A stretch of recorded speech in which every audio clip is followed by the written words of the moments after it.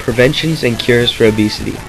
An obese person or someone who wants to prevent obesity can apply these simple rules and guidelines to their daily lifestyle.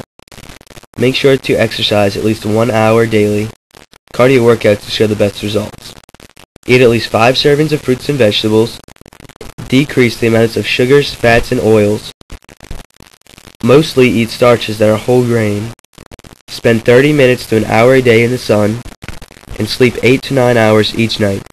While these guidelines may seem hard to follow, they become very simple for most people after a week or so of exercising these habits. Medicines and surgeries. Other extreme measures to prevent obesity, such as medications and even surgeries, are possible outlets for people who are unable to lose weight.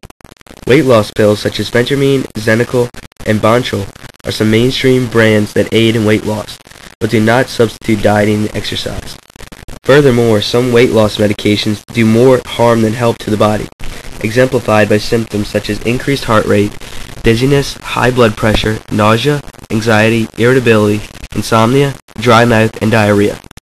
Gastric bypass surgery also has been a popular choice for weight loss for the obese. The surgery entails making the stomach smaller and allowing food to bypass part of the small intestine. You will feel full more quickly than when your stomach was its original size, which reduces the amount of food you eat and thus the calories consumed. Bypassing part of the intestines also results in fewer calories being absorbed. This will lead to weight loss.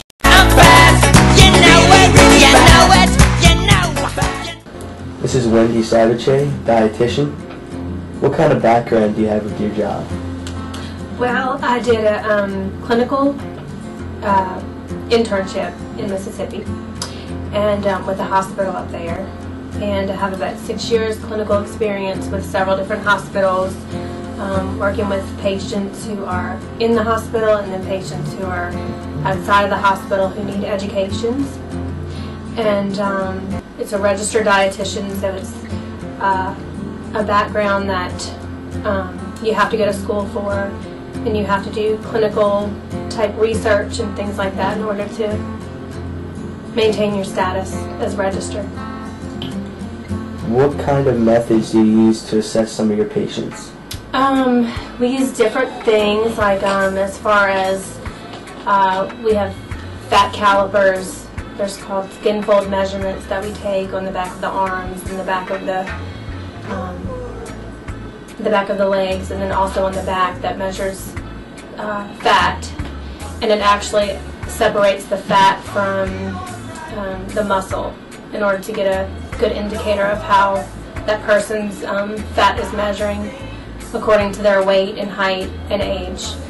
And then we also take BMI measurements, and then we also have calculations called Harris-Benedict formulas, which actually calculate how much a person would need as far as calories a day. What are some common causes of obesity that you have experienced with your patients?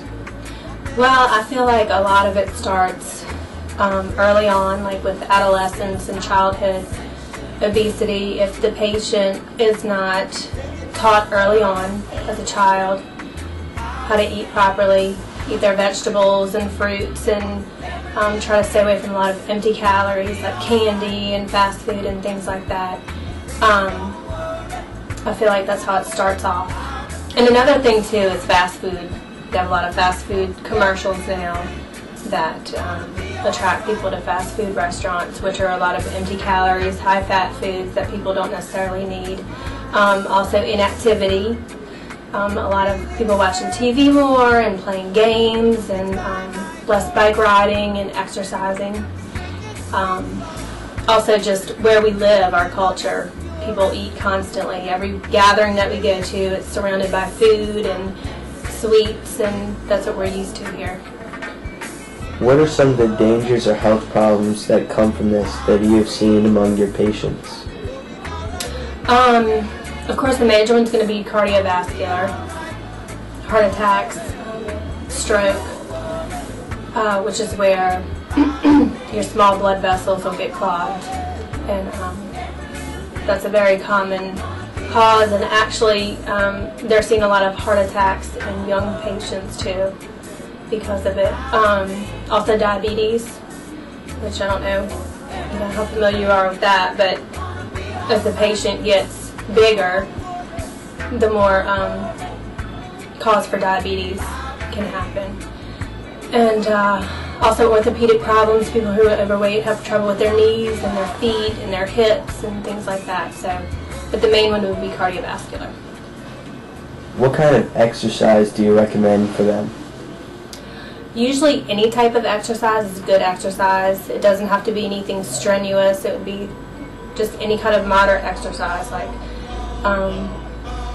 throwing the ball or just riding bikes, taking a walk, that kind of thing. Just anything to get them from behind the TV. What kind of diets do you recommend for these people?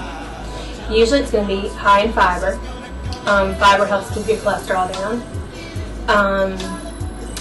Lots of fruits and vegetables. Antioxidants are in fruits and vegetables, and antioxidants help to prevent cancer. Also, foods that are high in energy, like carbohydrates, but of course you want to stay away from your simple carbohydrates like candy and any kind of empty calories like that, like Cokes and soft drinks and junk. For people who had trouble losing weight, have you ever encouraged weight loss medicine? We're usually discouraged from trying to get patients to take any kind of medications. People come to us all the time with, asking what kind of medications would be the best thing, but we usually, we're always taught just to try to teach the patient how to eat better and to change their lifestyle kind of thing, to try to stay away from medications. Have you ever suggested surgery for one of your patients? I've never suggested it, but we do have a lot of patients that come. They have to be assessed for things like bariatric surgery or stomach stapling, which I'm sure you've heard of. Those have a lot of risk to them because some patients, if they lose a lot of weight rapidly, they can have a heart attack. And then there's also different risks as far as infection and things like that. So it really has to be a patient who is pretty much, in dire need of it because of all the complications. They might be a severe diabetic or, may be on their third heart attack. So in that case, doctors usually suggest the surgery, but we never recommend that. What kind of data do you have to collect when assessing a patient? Usually it's blood work. We look at their cholesterol, their good cholesterol and their bad cholesterol. We look at their protein status, and we look at their height and weight and age. Usually compare all those together to try to get a good idea of their nutritional status. And then what we do is we go over a specific nutritional plan for that person and tailor it to their needs. Because some people are vegetarians, so we have to do a vegetarian diet and try to include enough calories to sustain them for that day, protein, and then we also try to get them to modify their lifestyle too. Talk to them about exercise, how they eat at home. We go through nutritional labels too, read those, and teach the person how to read it correctly as well. Conclusion. We have covered the definition of obesity, the understanding of obesity and fat, the causes of obesity, the dangers of obesity, and the preventions and cures for obese persons. In conclusion, we have seen that obesity is a serious and growing health problem among men, women, and even children, and that we must do all we can to stop this epidemic. But the government and our family and friends can only help one another so much, and then it is up to the individual to take a stand for his or her own life.